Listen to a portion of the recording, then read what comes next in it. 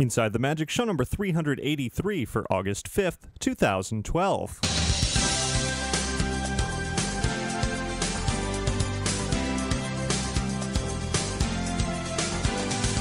It is Sunday, August 5th, 2012. This is show 383 of Inside the Magic, and as always, I am your host, Ricky Briganti. We do have another great show packed with Disney news, lots of news this week, and a whole lot more fun.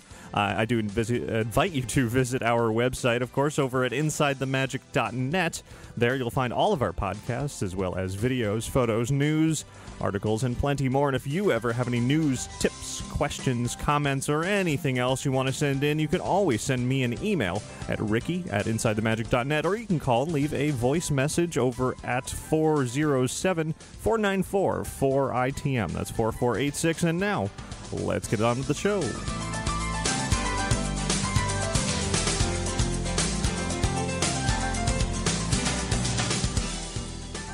This week's episode of Inside the Magic is brought to you by Magical Travel. Walt Disney World, Florida summer room discounts are available. Yeah, it's August, but it's still summer. You can still get that trip into Walt Disney World. Plus, when you book your Walt Disney World summer vacation with Magical Travel, you can receive a free one-day water park ticket for everyone in your traveling party. Certain restrictions apply. You're going to want to call Magical Travel today at 866-207-8387, or visit them online at magicaltravel.com to receive a free price quote, and be sure to mention Inside the Magic to receive your free Disney gift card for qualifying bookings when you book your Disney vacation with Magical Travel.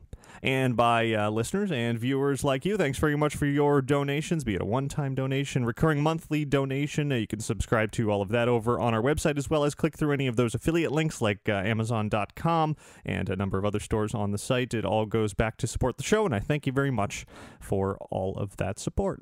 Now, let's get started with our trip around the world.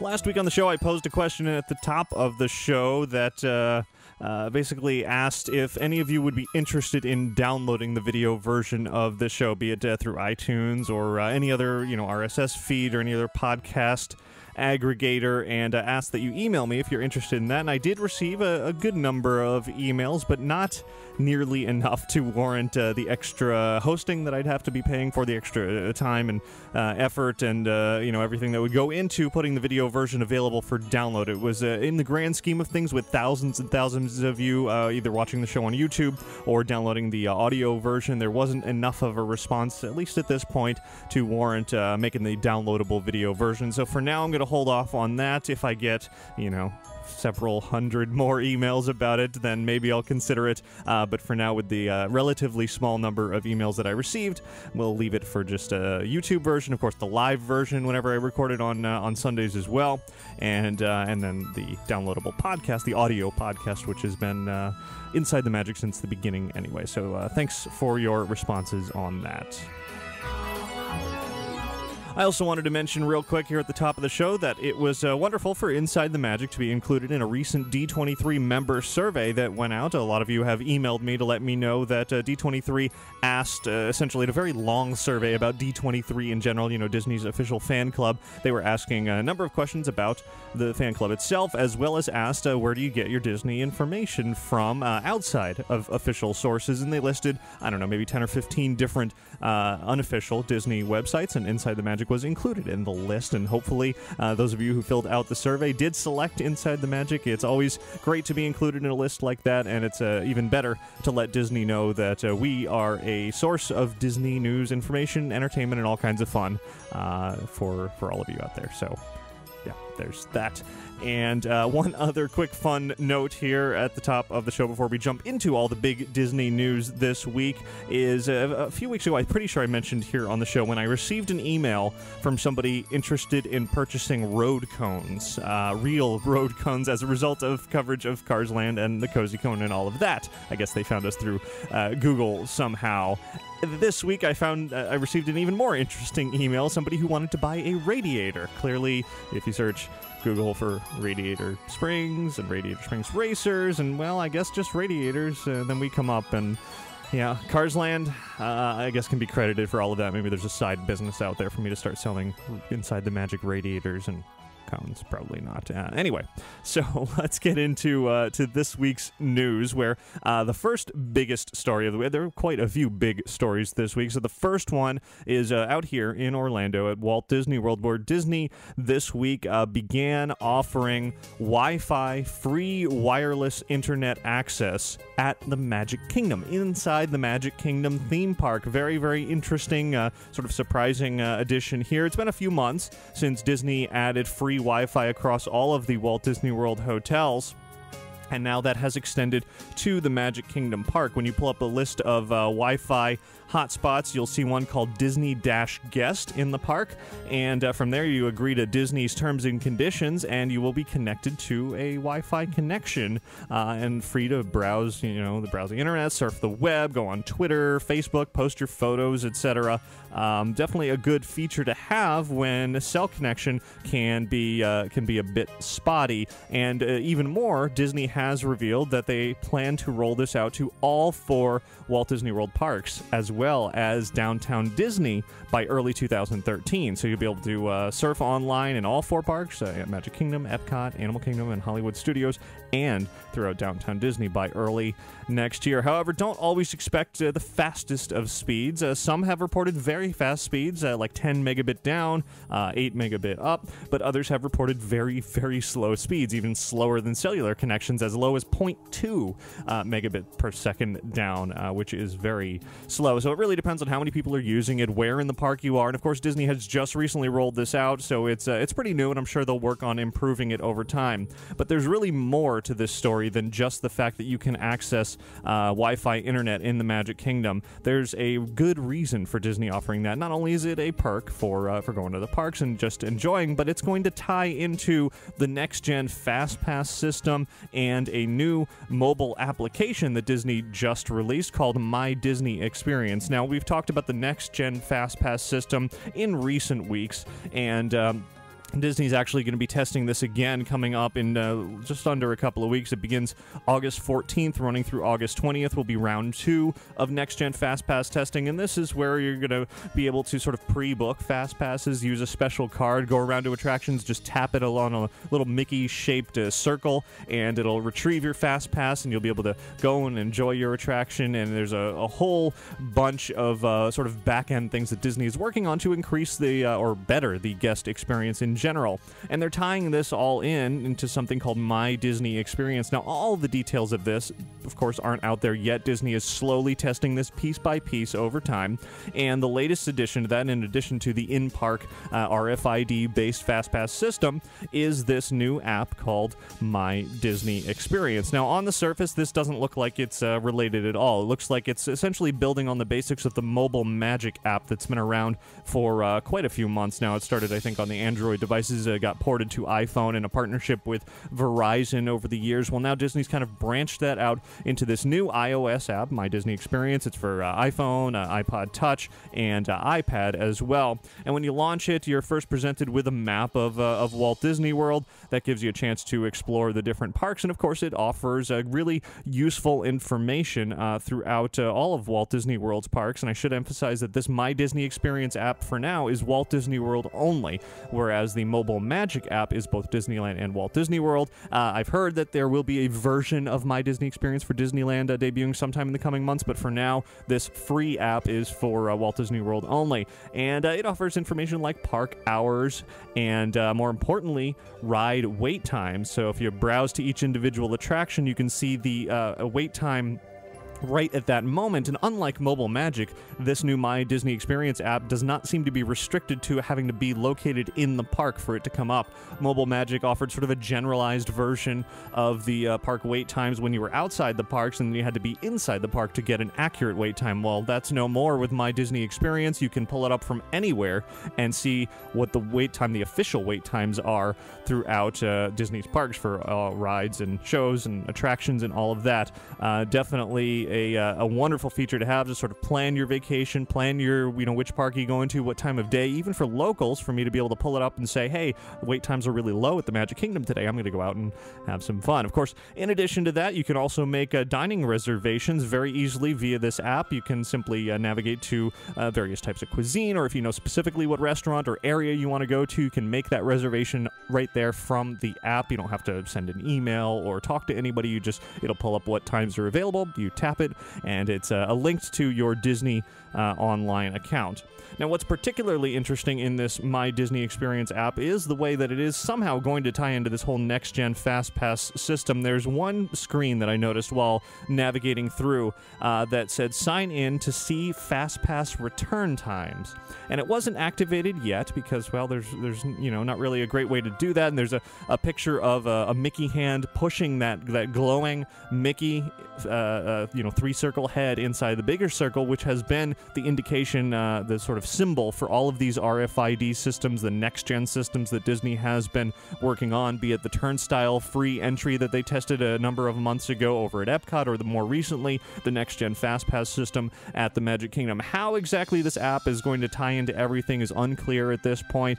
There's also been rumors of wristbands that you perhaps are going to wear that's going to have RFID built into them. It's unclear as to where Disney's going with all of it, but it is certainly interesting to have this moving step by step through the process to see more and more of the future of, as Disney puts it, My Disney Experience. They're really wanting new ways of allowing park guests to interact with everything in the park and to be able to organize all of your information and plan your trip and really just sort of have a better time with less time waiting in line, less time wondering where you're going and what you're doing, but you can just easily pull it up on the app. And now that they have Wi-Fi in the parks, presumably it will be, plenty fast in the future. You don't have to even worry about a cellular connection. You can use any internet-enabled device to pull up all of that. Another useful feature in the app is a Here and Now button. So if you are in the parks and you just want to know what's around you, you hit the Here and Now button and it shows you what is immediately around you. There's also character meet and greet times and locations that'll show you right on the map where characters are. So if you want to go find Tigger or whoever, you can do that immediately. There's entertainment on there. If you want to see a saxophone band or some other band, they'll say exactly when and where they'll be as well. There's no Android version of the app yet, but as I said, Mobile Magic I believe originally started on Android and eventually moved to iPhone, so this probably vice versa will happen. It's starting on Apple iOS devices and likely will move to Android in the future. So it's pretty exciting developments this week with technology. As I said, next-gen FastPass testing will be continuing in just a couple of weeks out here at the Magic Kingdom, and that's also likely why My Disney Experience is only available for Walt Disney World at the moment. But speaking of Disneyland, though, we're thinking of Disneyland. I got a message from Inside the Magic listener Joe, who let me know that while he was at Disneyland Park just a couple of days ago, he managed to pick up a stray Wi-Fi signal in New Orleans Square that was accessible for guests. It was actually the same sort of Wi-Fi signal that you would pick up in Disneyland Hotel or the Grand Californian. They're free Wi-Fi out there, but he picked it up in the park. I did ask Disneyland if they are planning on rolling out Wi-Fi out there just as they are at Walt Disney World, and they said that they have no information to share at this time, but that doesn't mean that they won't be working on it for the future. So very interesting time for technology. Even more technology being rolled out and tested out here at Walt Disney World as well over at Disney's Contemporary. Of course, RFID room keys are already being used at Disney's Art of Animation Resort. Now Disney's looking to take that even a step further by testing a touch-to-pay experience, a merchandise experience at the Contemporary. You'll be able to, when you check in, assign a PIN for your account, as well as put a U.S. credit card or a European card on file. And if you want to purchase something at the hotel, if you can just simply take your room key and tap it against a device. It'll use RFID technology to charge anything direct without having to swipe a card or anything like that. Just a simple tap, and it'll get the job done. If it's over $50, the purchase will require you to enter that PIN number for security, but other than that, it's one tap and you're ready to go. Right now, this is just a test at the Contemporary. It's running, started a few days ago, August 1st, running through August 10th, and the guests who opt in will be able to use it through August 18th, and apparently Disney's going to roll this out property-wide later this year as long as the test goes well. So lots of RFID technology being integrated between FastPass and Touch to Pay and room keys and the room keys on cruise cruise ships have been RFID for quite a while, so seems like RFID is Disney's technology of choice for the near future. So that is one series of big news. Now we're going to turn to New Fantasyland, where there's been some interesting developments for this biggest ever expansion of Walt Disney World's Magic Kingdom. Of course, Disney's been hesitant to talk about any specific opening dates for New Fantasyland. They've been saying that Be Our Guest restaurant, the Beauty and the Beast area, Belle's Village, etc., along with the Little Mermaid ride, are going to open by the end of this year, sometime holidays. Well, now we're starting to get a sense of a little bit more specific information, because Walt Disney World annual pass holders are going to be among the first to preview New Fantasyland in November. Sometime in November will be a pass holder event. Disney doesn't have the specifics on it yet. They say that details will be coming soon on the pass holder website, as well as delivered via email, and the special event will be capacity limited, so you're going to want to act on it very quickly as soon as Disney sends out that note saying it is available. It also means that public soft openings for New Fantasyland are likely, I emphasize likely, no guarantees here, likely for New Fantasyland in November. The opening date, of course, for the Be Our Guest restaurant, the official opening date, will surely be announced soon, because Disney has said reservations will be available for that restaurant sometime this month, August. We don't know when exactly, but I expect it, any day now. Could be tomorrow, could be a couple of weeks from now, but it will be sometime in August. And of course, if they're going to release reservations, they have to say an opening date, because you can't really make a reservation without knowing what date you're going to be making the reservation for. So it seems like probably late November is when I'm hearing cast member previews will be, so probably around that time is when we may be able to look for certain areas of New Fantasyland to begin opening. Now, of course, on the official Disney Parks blog, they've been offering a lot of behind-the-scenes images that nobody else is able to see through the lenses of Walt Disney Imagineering, and they've been sort of littering those out, scattering them over the last few months, really over the last year plus. So I went ahead and went through all of those past Disney Parks blog posts and pulled sort of a variety of random little close-up images throughout New Fantasyland and combined them all and summarized them into one post over on InsideTheMagic.net, each linking back to the original article so you can read more. So if you want to see sort of the summary of what Disney has shown off so far of New Fantasyland, head over to the website and check that out. The latest of these developments is, and the latest addition to New Fantasyland, is a large bronze statue of Gaston, of course, in Belle's Village. It's actually part of a fountain that also features LeFou, and it's marking the entrance to Gaston's Tavern. One of those is definitely going to be a big photo moment when you're in New Fantasyland, so pretty exciting there. We're getting closer and closer to at least a partial opening of the New Fantasyland expansion. Now, I mentioned Disney's Art of Animation Resort a couple of minutes ago, and the latest wing of that, or the third wing of that, will be opening in just a few days on August 10th, which is this coming Friday. The Lion King wing of Disney's Art of Animation will be making its debut. Disney's released a few preview images and even a preview video over on the park's blog, and it's, much more sort of, less crazy, I guess you could say, than the previous two wings. Of course, the Finding Nemo wing has the big blue pool, has giant Finding Nemo characters surrounding it. The Cars wing has lots of cars and the cozy cones and a pool of its own. And now the Lion King wing is sort of a step back from that. It's still got characters. It's, got plenty of characters. Still got great decorations, but it doesn't have a pool. And it's more of sort of the walk through the jungle experience throughout there. So, of course, I haven't been through it yet. It's not open yet, but look forward to checking that out in a few days when it does open on August 10th. Now, for those of you who are fans of American Idol, back in May when the Season 11 winner Phillip Phillips was announced, you expected him to, yell, "I'm going to Disney World," just like the recent winners have ever since the American Idol experience opened over at Disney's Hollywood Studios. That didn't happen for a variety of reasons. Disney said it was a scheduling issue. There were also some concerns with Phillip Phillips' health at the time. Well, regardless, this week, just a couple of days ago, finally, Phillip Phillips did make his way to Walt Disney World. He actually surprised guests with an onstage appearance at the American Idol experience over at Hollywood Studios. He didn't sing a song when he was there, but he did take the time to pose for pictures with Minnie and Mickey Mouse, and recorded a few little video segments that will be playing in the park. as well. You can head on over to InsideTheMagic.net to see video of Phillip Phillips' appearance there at Hollywood Studios. Turning to Epcot now, Disney this week made available on their website the full menu, booth by booth, for the Epcot International Food and Wine Festival, and it, as always, sounds delicious. The new booths for this year, there are two of them. There's a Florida local booth, as well as one called Terra, which is the first ever, and I can't remember if it's vegetarian or if it's even vegan, but it is, meat-free and all of that. The new items that will be available at the Florida booth will be white corn arepa with, oh boy, what is that word? Mangalitsa pork roulette and Zellwood sweet corn salad. And then there will also be a Florida shrimp ceviche with fire-roasted vegetables, fried plantains, and cilantro, along with a few veggies as well. And rather, beverages. I don't know why I said veggies.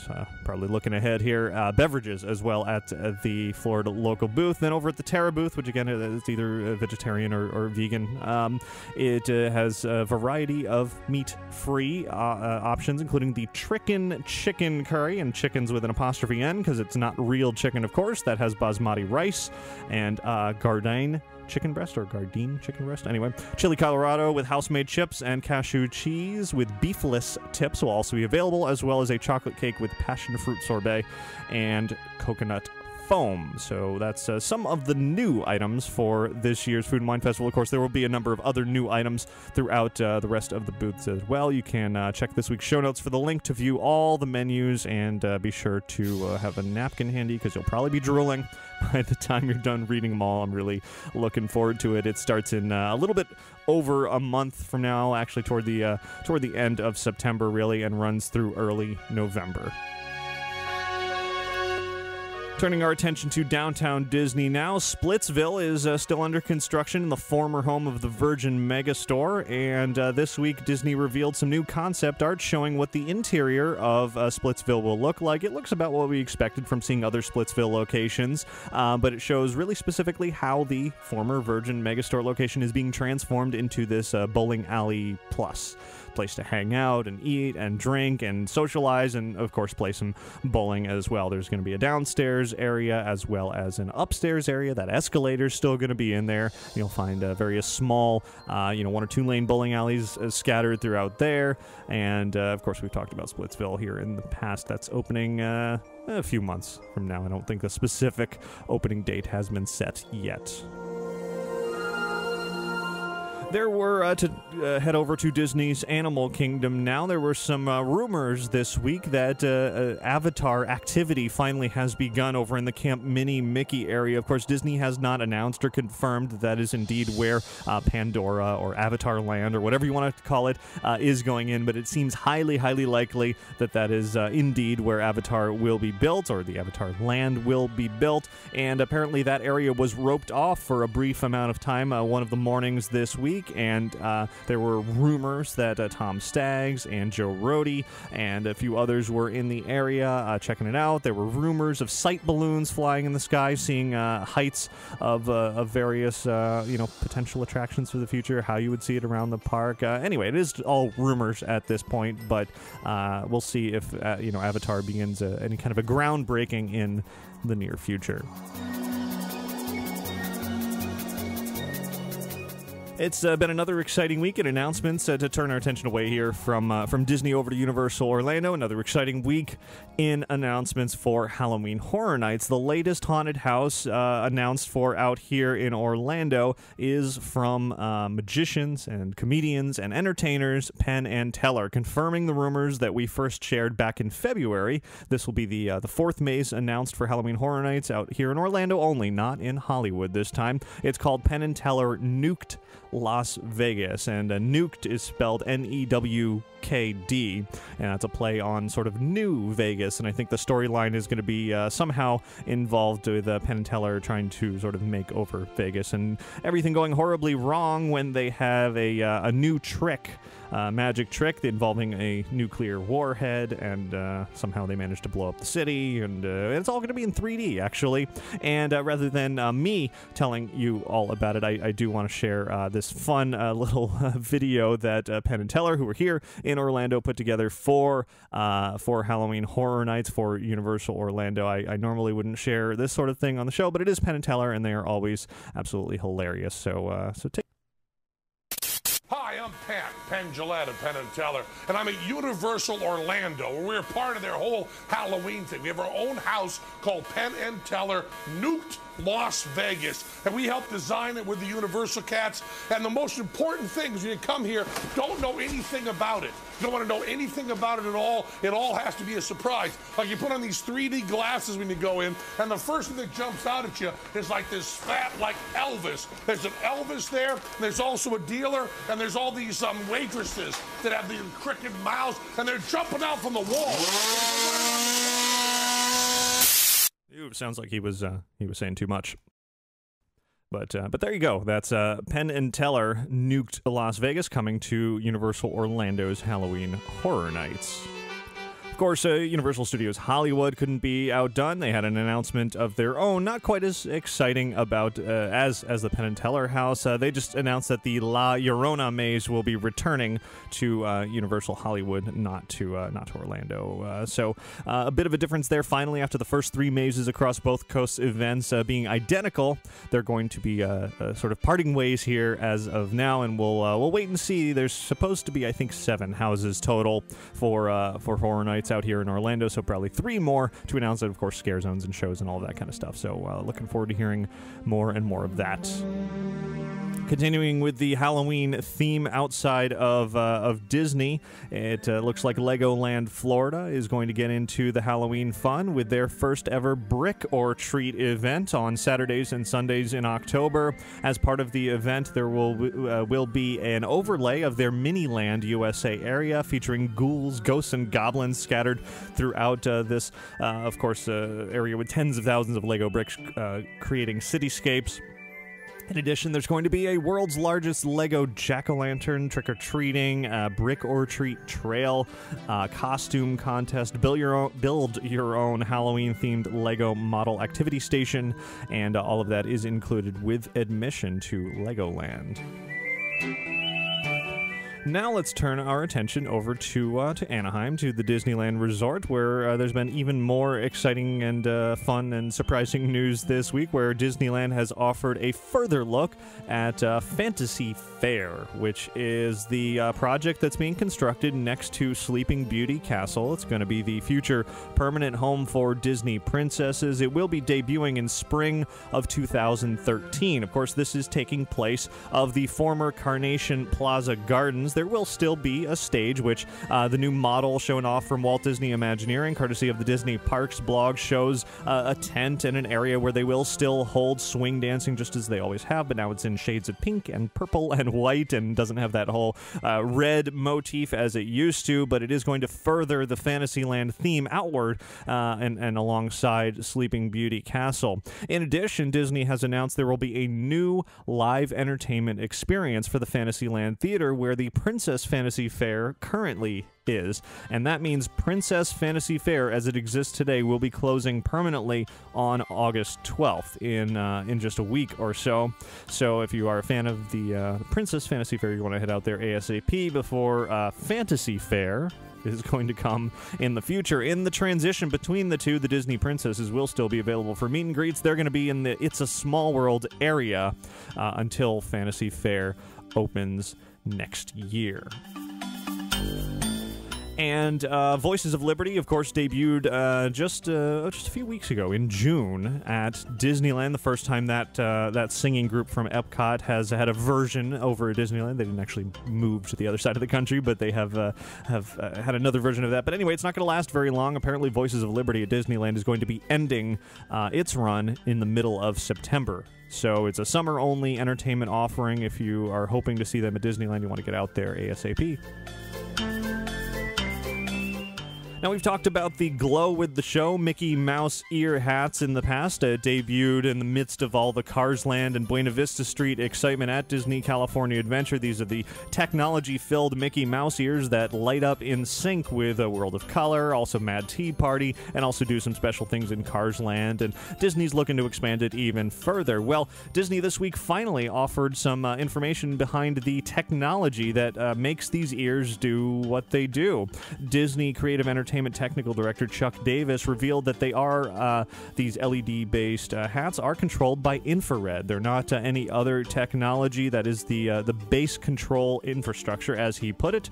Davis explained, quote, "The viewing area is divided into zones, about 40 zones." He's talking about World of Color here. Continuing, each of these zones is able to be sent individual commands to the hats within that zone. The hats themselves have a unique serial number, and so with the combination of the unique serial number and the zones, we can create geographic spatial effects where we wipe colors from right to left, or from the front of the audience to the back, or the middle to out. We can even control one ear differently than the other ear, end quote. So if you were interested in how the Glow with the Show ears work, well, there's your information. In order to further sort of increase the saturation of these hats amongst Disneyland regulars, because that's really when they're the most fun, when there's a whole bunch of people wearing them, not just sort of a handful. When you see a big crowd all watching World of Color together, and you see the hats lighting up simultaneously and sparkling and fading in and out and all of that, that's when it's really the most fun. Disneyland held another gathering. This time it was a Disney Parks blog meetup, and Inside the Magic listener Jason sent in a report from that meetup. So let's go over to Jason now. Hi, Ricky. This is Jason from Thousand Oaks, California. On Monday, July 30th, I had the chance to go down to DCA for the Disney Parks blog Glow with the Show meetup, and I'd like to share my review of the excellent event. As for registration, it was very easy. All I had to do was log into my Disneyland.com account and click on Sign Up on the event page on the website. 500 were able to receive the invitations, and each could take a guest, so the event was much smaller than the annual pass holder or media events earlier this summer. We checked in at 7 p.m. Monday evening. Because we lined up earlier, we were able to be among the first to enter the park, and registration took about 45 minutes for those who arrived at 7 p.m. We were led in small groups into the park and headed over to the Little Mermaid attraction to receive our ears and some beverages to enjoy while we waited for the show to begin. We were led into the blue viewing area of Paradise Park and the large fountain, where we had an excellent viewing location. Because we only had one level as opposed to multiple levels like you had when you came, we didn't really have the chance to look at the ears. Instead, we elected to just stand in the front of the group and get an unobstructed view of World of Color. We were free to enter or leave the area as we pleased, so I headed and got some fast passes while my guest held the spot. And it was completely worth waiting there for an hour and a half because World of Color was excellent. After the show, we were free to explore the park for the rest of the evening, including Cars Land at night, which without the ears is cool, but with the ears is even more awesome. As for the ears themselves, I'm not sure I would pay $25 to get them, because unless you have a huge event where you have everyone wearing the ears, it doesn't add a huge amount to the show, though it is cool. Though the ears are very clunky and their weight takes some getting used to, I'll definitely bring them back the next time I go to DCA so I can glow with the show again. Overall, I'll give the event a glowing review, and I'm glad the Disney Parks blog offered the event. Thank you for the show, Ricky, and have a magical day. Well, thanks very much for that report from the meetup from the Disney Parks blog. Sounds like you had a lot of fun. I certainly enjoyed seeing the Glow with the Show ears make their debut back in June at the media event. As you said, it was a very large event with lots of, hundreds wearing them at the same time. Sounds like they put all of you in one smaller area to make you all really enjoy seeing the ears if you could. Of course, you were in the front, but anyway, it's one of those things that I love the technology. I love what they're doing with it, but really more people have to wear them regularly for it to work out, and I'm sure that's why Disney keeps holding these events where they're giving out the ears for free, so that they can kind of have more and more people wearing them on a regular basis to entice others to purchase them and then wear them, and so on and so forth. So anyway, thanks again, Jason, for that report. Continuing with the news, news. Still quite a bit more to go. There's, as I said, a pretty busy week this week, all very exciting. Staying out at Disneyland, where in the Court of Angels in New Orleans Square at Disneyland, beginning September 1st, the Pirates League is heading for Disneyland. Of course, this is a sort of other version of the Bibbidi Bobbidi Boutique centered around pirates, and there will be 3 different packages available for these pirate makeovers. There's Jake and the Neverland Pirates, First Mate, and Empress, and these range from about $30 to $35, and it will be available only for a limited time at Disneyland. Jumping overseas now, it was announced for Disneyland Paris this week that the popular video game Minecraft, the annual convention called Minecon, will be held at Disneyland Paris. The next one will be November 24th and 25th. So if you're a Paris local and you are a fan of Minecraft, you might want to put the two together and go to Minecon. Hopping over to Hawaii now, Disney has announced plans to expand Alani, their resort and spa in Hawaii. They're going to add new water features in the pool area, also going to be adding additional deck space, 2 new quick-service food locations, and the Starlit Hui show is going to be moved to a larger lawn beginning in September. Now, if you go to Alani during all of this expansion work, Disney's offering a special travel offer where you can get 5 nights for the price of 3. Pretty good deal there. You're going to want to mention offer code O8V in order to take advantage of that deal. The deal is available September 10th through December 18th of this year. The story that got the most attention on our website this week actually had, it was theme park related, though it was more of sort of a visual bit of enjoyment. The latest series of images and photographs came out from Annie Leibovitz in the Disney Dream Portrait series. It started with a wonderful image of the Haunted Mansion looking over the bayou with a pirate ship sailing in the distance, kind of a New Orleans Square themed image. And then the next day, Disney revealed the latest ones to feature some recognizable actors, and continuing with the Haunted Mansion theme, the next image was the hitchhiking ghosts outside the Haunted Mansion, and this photo features Jack Black, Will Ferrell, and Jason Segel as Phineas, Ezra, and Gus, the hitchhiking ghosts. A really excellent photo, and in addition, another Annie Leibovitz Disney Dream Portrait series came out featuring Russell Brand as Captain Hook, trying to escape the alligator, or crocodile, rather, Jaws,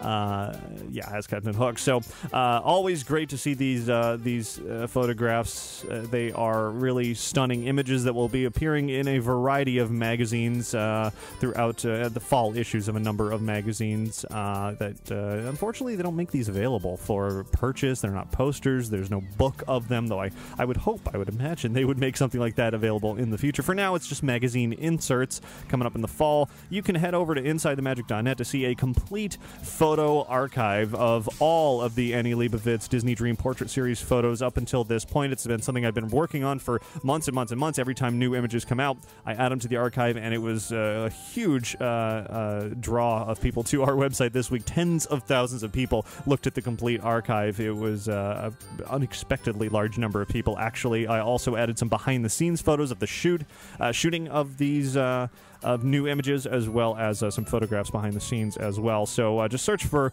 Disney Dream Portrait on our website, or Annie Leibovitz, or even if you search Google for Disney Dream Portrait Archive, we probably will be the first one to come up, and you can browse through them from there.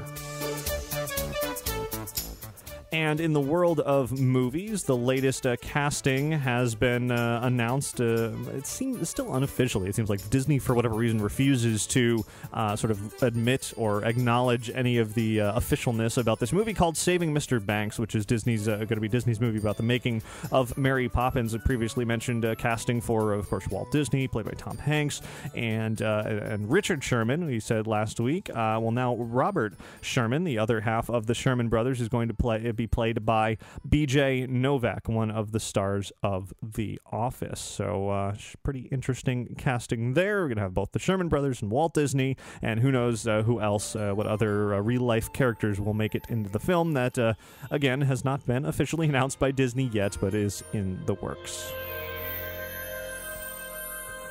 Starting to round down the news here, just a couple of more stories. We're going to be talking about Frankenweenie now, where there's going to be a soundtrack to the film called Frankenweenie Unleashed, and this soundtrack is going to feature glow-in-the-dark cover art and music both that's in the movie as well as inspired by the movie. One of the songs on the soundtrack is going to be by Yeah Yeah Yeah's vocalist Karen O. The song's going to be called Strange Love, and it's going to be featured during the end credits of the film. The soundtrack's going to be released on September 25th, about a week before the movie comes out, a little over a week before the movie comes out on October 5th, and it will also feature the score by composer Danny Elfman. In addition, more Frankenweenie fun. Discovery Science Center is partnering up with the El Capitan Theater in Hollywood to have the Frankenweenie Science Fair, and I absolutely love this idea. Participating students will be able to conduct and submit their own science experiments inspired by Frankenweenie, and there will be a number of prizes, including having the projects featured at the El Capitan Theater. It's open for students who will be 5th through 12th grade during the 2012-2013 school year, and you want to present an experimentally based research design illustrating scientific methodology or a demonstration, exhibition of a science or engineering concept based on the themes of the movie Frankenweenie, although I doubt you're going to resurrect the dead or anything like that. I guess you could try, but somehow I think you'll fail. Anyway, the first 50 to enter will receive a ticket to see Frankenweenie at the El Capitan Theater, as well as a pair of tickets to visit the Discovery Science Center. From there, 6 finalists will have their projects on display at the theater, as well as get some Disneyland tickets, and 3 grand prize winners will be announced in a special ceremony at the El Capitan, and will also receive a behind-the-scenes tour of the Walt Disney Studios. Pretty exciting. If any of you out there plan on entering this Frankenweenie Science Project competition, definitely send me an email. Let me know. I'd love to hear all about your project and how well you do in the grand scheme of things. If I was in school, I would absolutely enter that. Sounds like a lot of fun.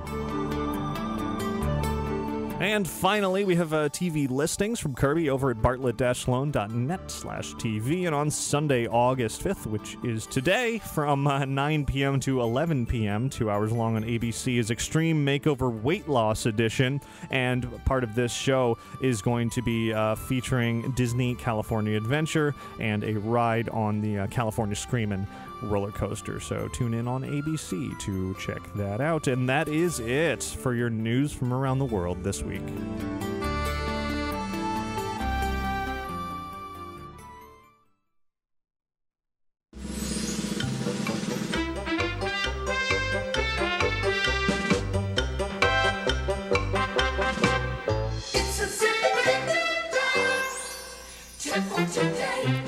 Today's tip comes in from Becca, who writes, here's my tip for Disney vacations. As many of your listeners know, Disney offers many promotions and discounts for vacation packages throughout the year. Unfortunately, they tend to book up to a year in advance, long before they announce these discounts. She tends to book before the discounts. Anyway, I found that if you ever see a promotion you're eligible for, even after your trip is booked, a quick phone call to Disney cast members, and they are more than happy to add it to your current vacation package. The best way to keep up to date on these sales is a small link at the bottom of the Walt Disney World website that reads Special Offers. Using this, I was just able to add free quick service dining to my 7-day, 6-night trip in October. This also happens to be during the Epcot Food and Wine Festival, and the cast member I spoke to was kind enough to inform me that I could use my now free snacks to get food at the festival. Overall, using this method for a trip and trips in the past has saved me hundreds, and it's more than worth the 15-minute phone call it takes. Becca, great tip. Always good to save money, and if it means you get to eat even more during the Epcot Food and Wine Festival, especially some of those things that I mentioned earlier, and if you're browsing through the menu, I'm sure you see plenty that is making your stomach really, really hungry. Always a good thing there. So great tip. Everyone else, email your tips into tips@insidethemagic.net. And now this week, we actually have another special guest to welcome to the show. But before we get to him, I do want to put in a quick word about Theme Park Connection. If you are a Disney collector, Theme Park Connection is the place you need to visit, whether you visit in person to their warehouse and store out here in Winter Garden, Florida, about 15-20 minutes north of the Magic Kingdom.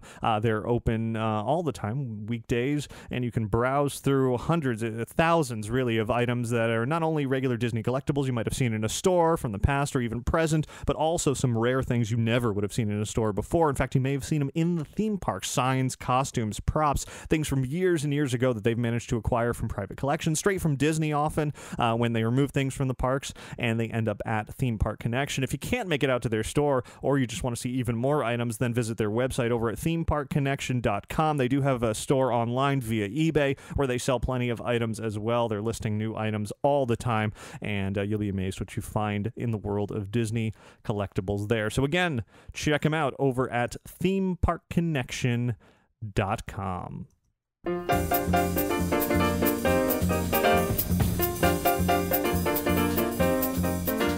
There's one more bit of Disney news that I didn't mention earlier, and it ties directly into the man that I'll be welcoming on the show here in just a moment.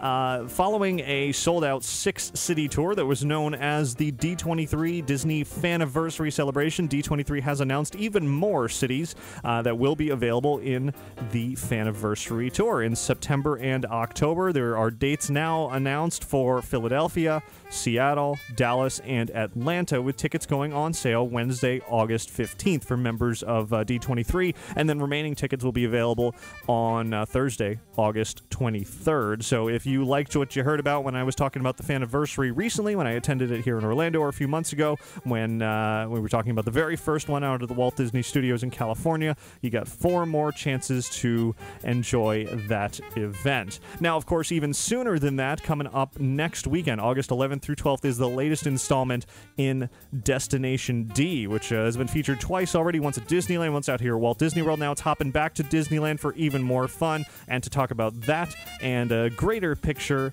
of the world of Disney, I do welcome a new special guest here on the show. Joining me on this week's show is creative consultant to D23, Tim ODay. Thanks very much for chatting with me here on Inside the Magic. Ricky. Hey. Sure, no problem. So we're going to be talking about Destination D, very exciting D23 event coming up very, very soon. Before we get into that, I want to ask you, our audience is probably familiar with your name, probably seen you on a number of Disney panels and presentations moderating recently, but take me back a little bit. What's your sort of history with the Disney company? What various important roles have you had over the years? Oh my goodness, it goes back. I'm not even going to tell you the year. It goes back. Let's just say it was sometime in the late 70s. Okay. I basically, more or less, grew up within Disney, and so my roles through the years have included promotions, marketing with the parks. I was on the opening team for Disneyland Paris. Let's see, what else? Opened Star Tours and Captain EO and Splash Mountain, and helped with the 20th anniversary, 20th and 25th anniversaries of Walt Disney World, the 25th, 30th, 35th, 40th, 45th of Disneyland, and then, of course, the 50th. Right. I was heavily involved in the 50th anniversary of Disneyland. I've worked at Walt Disney Imagineering, Disney Publishing, home video. I've written numerous Disneyland souvenir books through the years. Let's see, what else?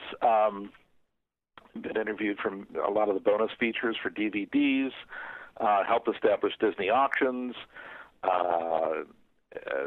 creative consultant at D23, helped them out with their events and all the great stuff that D23 does. And, it's... the list just goes on and on. It's been an e-ticket. Yes, it's been an e-ticket career at Disney, yes. Sounds like it. So more than just a moderator for these panels, though that is what we've most recently seen you done, which you've done a very nice job of, by the way. Well, thank you. So, what's fun about that, Ricky, is that I've been really, really lucky through the years that I've been able to work with all the great, Disney legends through the years. Mm-hmm. And, it goes back to, when I started at Disneyland, I helped establish these, when you go to the press events now at the parks, they have radio remotes everywhere. Right. On the grand openings. I helped establish that. Oh, wow. And they never thought of bringing the Disney character voices or the Disney legends, the Imagineers, anybody down to the parks to do interviews. Yeah. And so I'm very proud to say I helped make that happen. And so, through that, I've gotten to work with all the great Disney celebrities, the legendary Imagineers, the legendary animators, and I count myself very lucky because, I personally knew Herbie Ryman and Frank Thomas and Ollie Johnson and Mark Davis and John Hench and all these folks. And, now I get to bring that experience to D23. Well, that's certainly the connection that seems to be there, is that, you have all these Disney legends from history and current and Imagineers and animators and everything. And while it, may have taken a radio station or a television station to have sort of interaction with that, now with something like these D23 events, Destination D, it's the Disney fans that really get a chance finally to be very close and even one-on-one with some of those folks. Yeah, absolutely. And, my role as a host or a moderator is, look, I just move the presentation along. Right. I'm not there to be the center of attention. These folks are the stars. I mean, just the incredible careers these people have had and the memories they've created for all of us. And, it's an honor for me to be on the same stage with them. And sometimes, I have to admit, sometimes I'll be in the middle of one of these these panels, and I'll think, oh my gosh, I'm on stage with, Andreas Deja, or I'm on stage with Dick Van Dyke, or something like that. I'm like, you have to pinch myself. Right. Well, most memorable to me, thinking back to Destination D last year, I guess it was that amazing Richard Sherman concert with all the surprises that surrounded it, and you were certainly sort of in and out throughout that as well. Yeah, that was really special. Our first Destination D was 55 years of Disneyland, and that was a lot of fun. And we pulled out all the stops for that, and unseen footage, and great photographs and artwork, and the Imagineers and all that. And then we're like, oh my goodness, we don't want to get in the case of how do we top, but Walt Disney World's a different, it's different than Disneyland. There's a whole different vibe to it. And I've always thought, and many people on the D23 team feel the same way, that Disney World has such a great nostalgia that I think equals Disneyland's. They're just different. And so we really, really wanted to celebrate that. And so I think that came shining through, and that closing night concert, I think, exceeded everybody's expectations. Absolutely. I mean, it was billed just simply as an evening with Richard Sherman, and it was so much more than that. I literally saw people in tears throughout that. It was so exciting of an event. Well, I have to tell you something funny. After the medley with Richard and then Dreamfinder and Figment came out, right, I was seated next to Becky Klein, and Becky and I had to go up on the stage after that. And Becky was crying, and I turned to Becky and said, do we have to go up? How do you top that? Yeah. No, I don't think you do. Fine. But and so that is the question. Where is Destination D going? It seemed D23 Expo, very easy to sort of pinpoint. It's a convention. It celebrates everything Disney. Destination D, a little bit sort of a grander of a concept. You said it was Disneyland, then it was Walt Disney World, and now this time coming up in just a little over a week, it'll be about animation largely. And so sort of explain what that Destination D concept is. Yeah, the mindset behind Destination D is to take a deep dive into one subject. So, and if it happens to coincide with an anniversary, that's great. And so far it has. Doesn't mean it always will, but so far it's worked out that way. And so with this one, celebrating 75 years of Disney animated films, I mean, when the team was sitting around thinking about it, it's like it just seemed a natural for Destination D. When you look at the body of films that have been produced over these decades, and it's really remarkable to think that, the MGM musical has come and gone. Slapstick comedies have come and gone. The Westerns are barely around. But for 75 years, the Disney animated features have not only continued, but they've thrived. And we can always look forward to a new one.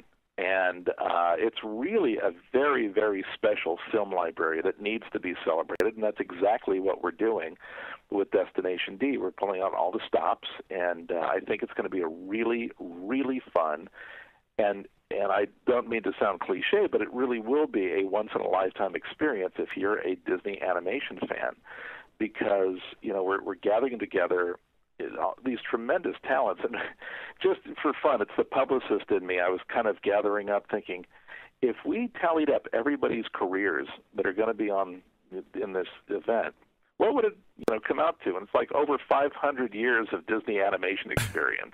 It's amazing. That's pretty staggering. Yeah, when you stop and think that we have Marge Champion, who at the young age of 93 is flying across the country to be a part of this.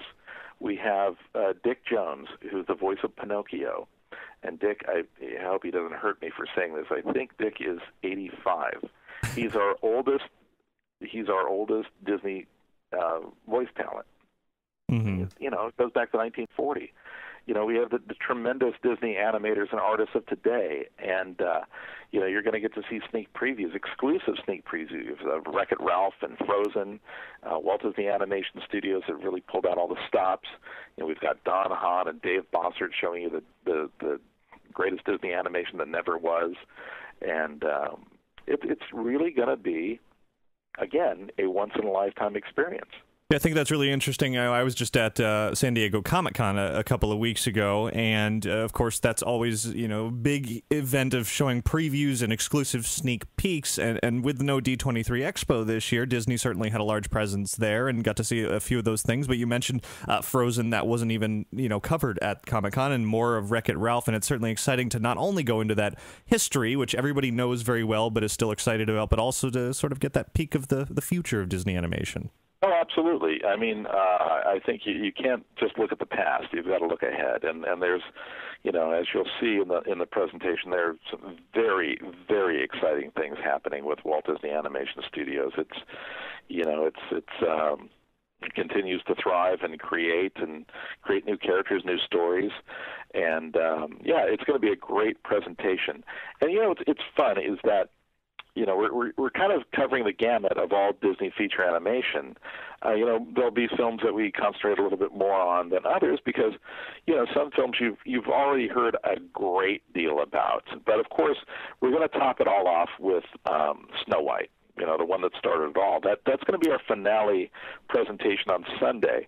And, of course, as I mentioned, we have Marge Champion, who was the original live-action model for Snow White. Mm-hmm. And we have Alex Ranney, who's a very famous musicologist. And Alex is going to come and talk about the importance of the film and just the influence of Snow White. I mean, without Snow White, there would be no – and people have drawn parallels. If Snow White hadn't happened, there would be no Wizard of Oz.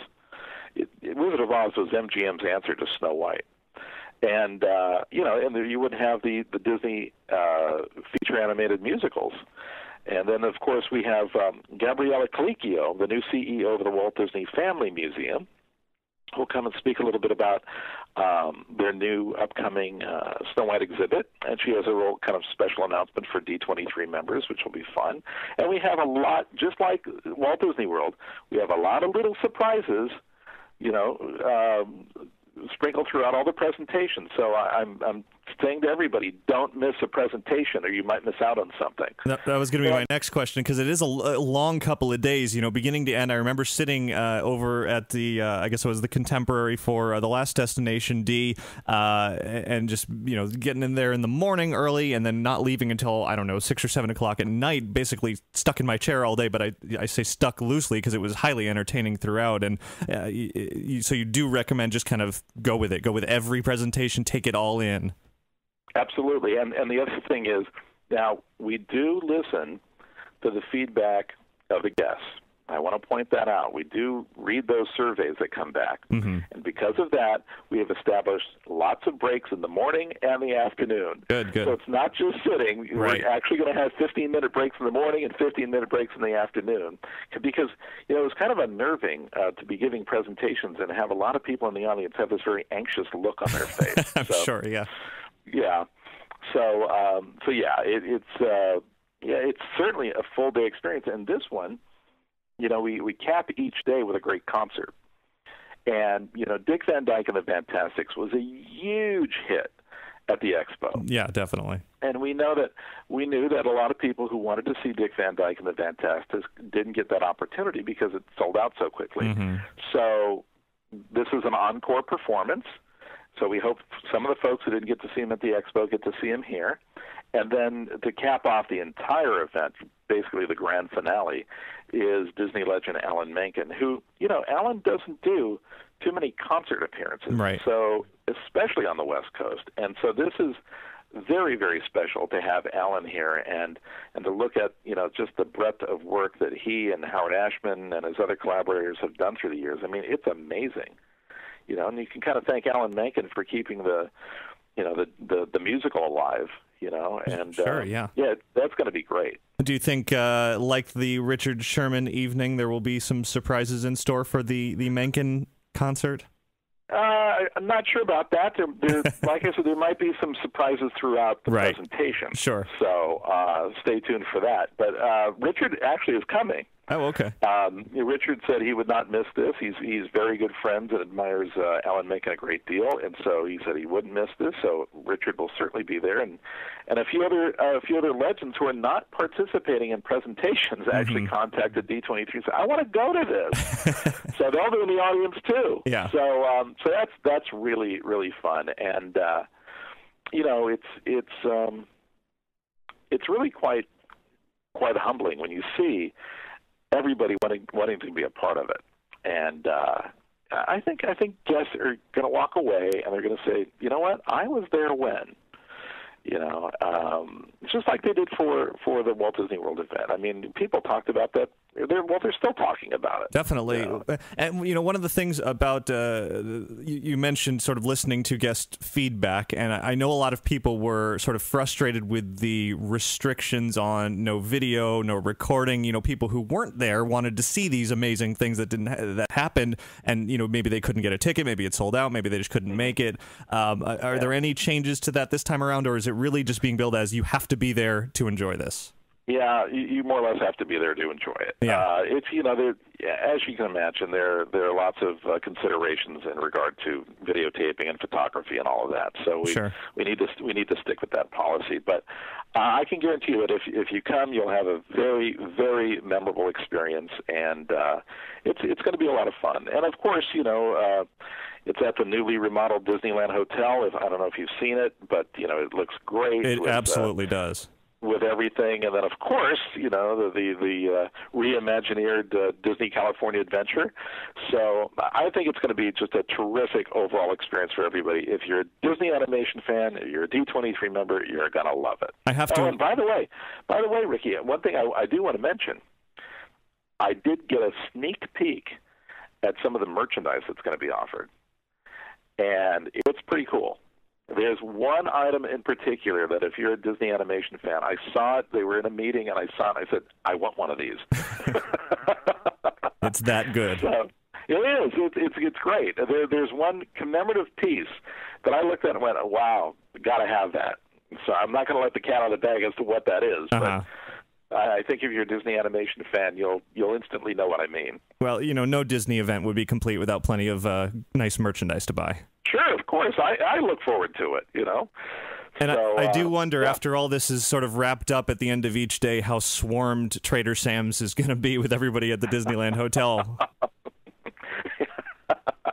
Yeah, I was a little taken aback by that after the expo. Yeah, exactly. Where everybody gravitated to. Yeah, it's you know, it's who knows? You never know. You know, you never know who you'll run into there. You never know. No, it's going to be great. Let me ask you about one more of the presentations specifically that's going on during Destination D. For those who enjoyed the last two events, which were very park-oriented, there is one presentation here that is directly related to the parks with Tony Baxter and Eddie Soto. Can you tell me a little bit more about that? Yeah, it also includes Imagineer Tom Morris. Oh, okay. And so the idea behind that is that when you stop and look at some of the great, you know, Disney animators and artists, you know, what did they do with the rest of their career? You know, they created these great films, Alice in Wonderland and Cinderella and Peter Pan and things like that. And as Walt Disney got into Disneyland and television and other areas, what happened to some of these folks? Well, we know what happened to them. They gravitated towards Walt Disney Imagineering, or WED at that time. And how did they take those skills that they honed as animators, artists, background artists, storymen, things like that, and how did they apply it? I mean, you ask X Atencio. I'm sure you've interviewed X before.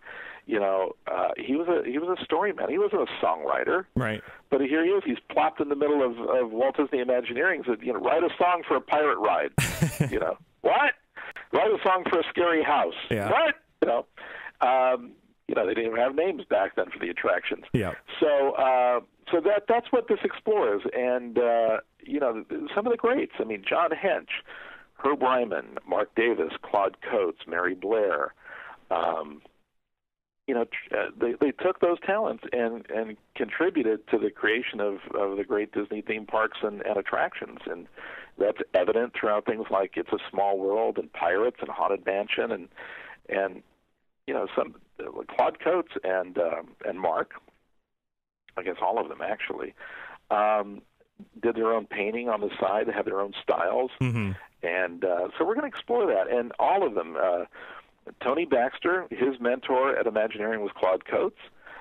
Herbie Ryman was Eddie Sadas. Tom Morris worked with Mark Davis closely and worked with John Hench,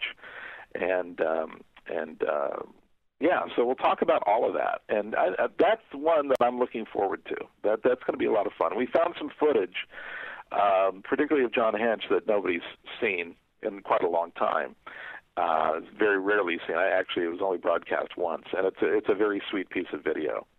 And, as you know, John was the official portrait artist of Mickey. So John, of all of them, John was the only one that really kind of kept his hand just a little bit in the animation world as being the official portrait artist of Mickey. So it's going to be a great presentation, I think. I had a chance to briefly chat with John Hench before he passed away just a few months before, and it was wonderful to be able to talk to somebody who had such deep roots in the history of both animation and the theme parks. Yeah, and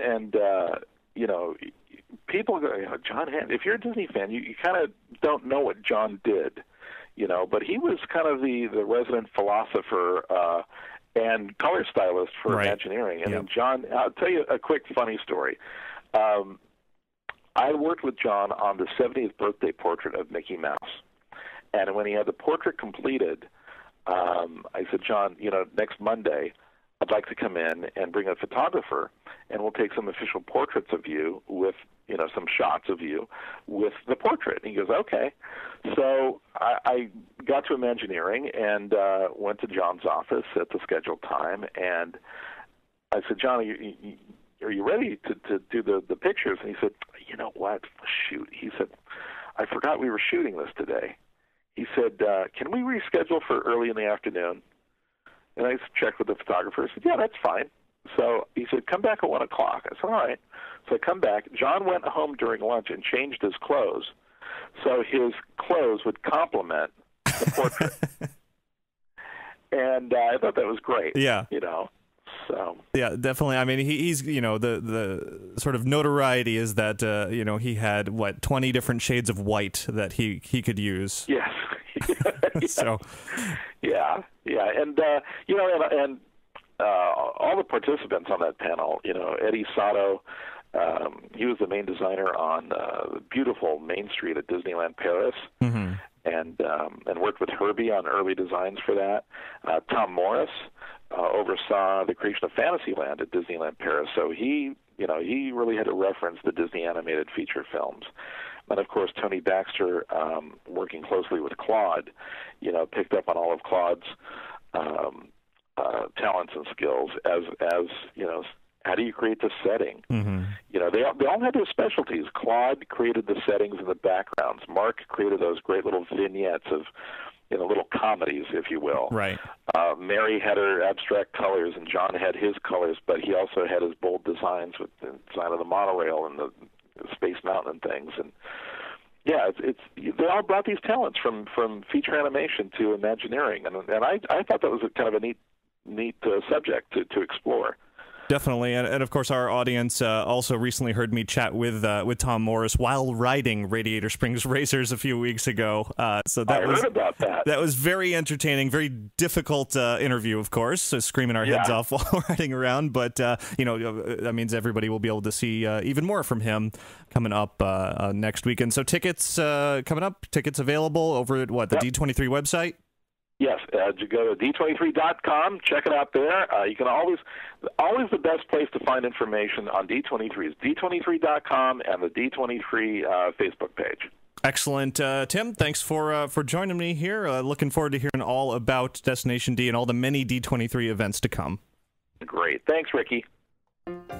Thanks again to Tim ODay for taking the time to talk all about D23, sharing his fun stories from the past. He's, as you heard, had a huge history with Disney. I'm sure we just scratched the surface, so that focusing mostly on Destination D coming up next weekend. I, unfortunately, am not going to be there personally for Destination D, but I am sending somebody to cover it for us. Probably won't talk about it on next week's show since it will be ongoing during next weekend, but look for on the following weekend or sometime after that some coverage from D23. Of course, as you heard from Tim, recording is not allowed at the event, just as it has not been in past D23 Destination D events. So don't expect specific recordings from it, but definitely a report on how it all went and so on. So yeah, lots of exciting things coming out when it's the off year for the Expo. Destination D is what D23 alternates with, and we can look forward to the Expo returning to Anaheim next year. But this year we're celebrating 75 years of Disney animation. Certainly a huge part of Disney history, and I imagine those surprises that he alluded to will be pretty exciting. Tickets are indeed still available. If you're going to be in the Disneyland area next weekend, just head on over to the Disney D23 website to pick them up.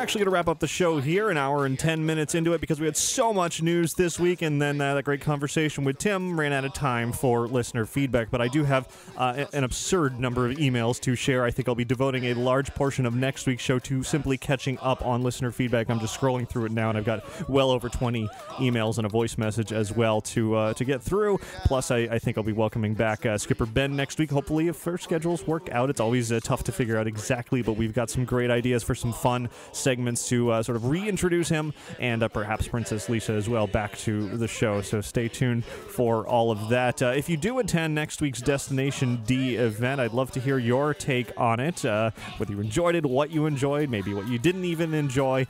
So feel free to send me an email ongoing after Saturday's events and Sundays and etc. Be good to hear all about that as well. And of course, if anything pops up surprising throughout this week, which based on this last week, which was obviously a lot of surprises between all the technology, the Wi-Fi internet, the My Disney Experience app, and so much more being announced throughout Walt Disney World Disneyland. Who knows what this coming week is going to have, and the Lion King wing over at Disney's Art of Animation is going to be opening up. Hopefully I'll have a chance to get over there and check that out as well. So lots in store for the near future. So that's where we're headed. I do want to thank Magical Travel, of course, for sponsoring this week's episode of Inside the Magic. You can find out more about their services by visiting magicaltravel.com. And be sure to check out themeparkconnection.com. It's a great place to find rare and unique Disney collectibles from world of theme parks and movies and beyond, both in the physical store as well as online. Again, at themeparkconnection.com. Now, I didn't put in a specific ad about it, but please do visit us over at lanyardlab.com. That's the business that I run when not working on Inside the Magic, and once you head over to that website, you can get your own custom lanyards, see all the different styles and custom lanyard options that we have available, and request a price quote. No obligation, free to preview, all over at lanyardlab.com. Of course, between episodes of this show, visit our website over at InsideTheMagic.net. Follow us on Twitter and Facebook and YouTube to stay up to date on all the latest and greatest Disney and theme park fun. So thanks to all of you for listening and watching every week. Have a magical week. Goodbye. Just a dream away.